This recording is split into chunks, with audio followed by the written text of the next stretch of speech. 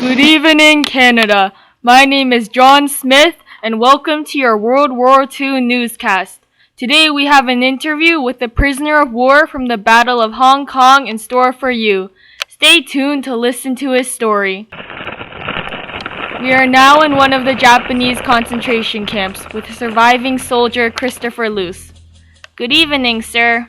Good evening. Now, I know things are risky here, but would you care to tell us about the Battle of Hong Kong? Well, sir, it began with Japan wanting to expand its empire. The greedy Japs took Manchuria and wanted to steal more Asian land for resources, you know? So Britain sent some troops to protect Hong Kong from the Japs. We as Canadians were sent too, under British command, to defend the colony. There were 2 Canadian battalions, correct? Yeah. There were 14,000 soldiers in total, and about 2,000 of them were us Canadians. We were split into the Winnipeg Grenadiers and the Royal Rifles of Canada. I was a Winnipeg Grenadier, and let me tell you, our troops are weak and not ready for this battle. But you thought you could do some military training in Hong Kong before any attacks. Well, that was the plan. We got to Hong Kong on November 17th, 1941, but you know how it went. The Japs bombed Pearl Harbor on December 7th, and the next day, Hong Kong's Kai Tak Airport was attacked, and all the Air Force was destroyed.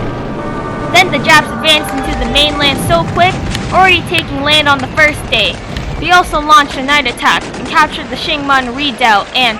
Pardon? The Shingmun Redoubt? It was this area of high ground. The best strategic position. You could see everything there. But I won't lie, the Japs earned the spot. They were excellent night fighters, so fierce and quick with their attacks. I'm sure you experienced more of that fierce fighting on December 11th. Oh yeah, that was the first time we Canadians engaged in World War II combat. The Japs were advancing and trying to get the rest of Hong Kong's mainland. We were on the Gin Drinkers line, and the Japs were shooting tons of bullets, and their aim was so good, the hits were quick. These Japs had training and all the resources they needed, whereas we Canadians were weak and hopeless.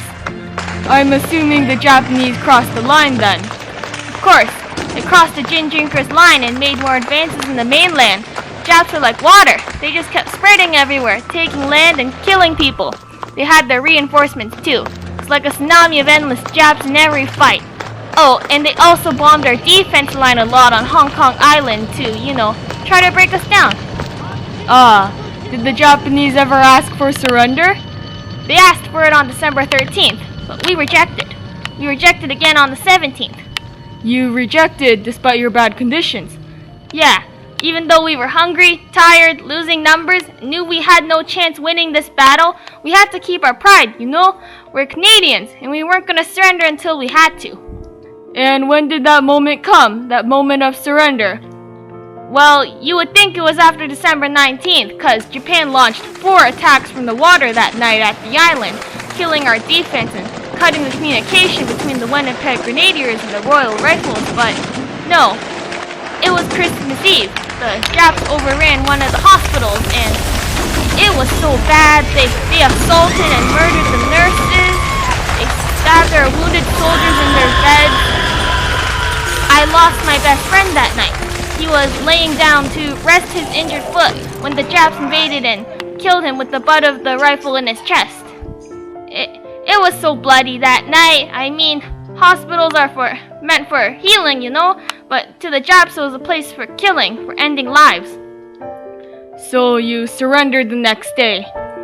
Yeah, we surrendered on Christmas at 3:15 p.m. Our General Maltby was saying how further resistance was futile, so we hoisted our white flag and surrendered to the Japs that Christmas. Japan took over Hong Kong then, and all of us living soldiers were sent to these Japanese concentration camps. Right here. Incredible. How does it feel living here, in these camps? We're treated like dirt, I'll tell you that for sure. We're prisoners of war. We're tortured. We're starved. We only have 800 calories a day, yet we work 12 hours in the mines or out on the docks every day. People are dying here. Sir, you should actually leave before you're caught. Sir! The Battle of Hong Kong ended with over 50% of our Canadian soldiers killed or wounded.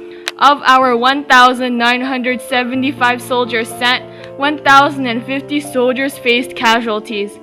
But these lost lives were lost with dignity. Through the 17 and a half days, Canadians helped Hong Kong in their defense and sacrificed everything they had for the peace and freedom of Asia. This sacrifice in our first official World War II combat is an example of the effort we need for final triumph. If we want to win this war, we Canadians must keep up our strength and never surrender until surrendering is the only choice left. And remember, in this battle, Japan had artillery, total air domination, available reinforcements. We Canadians fought without that relief.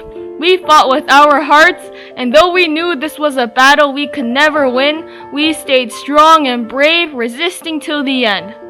Thank you for tuning in. Have a lovely new year.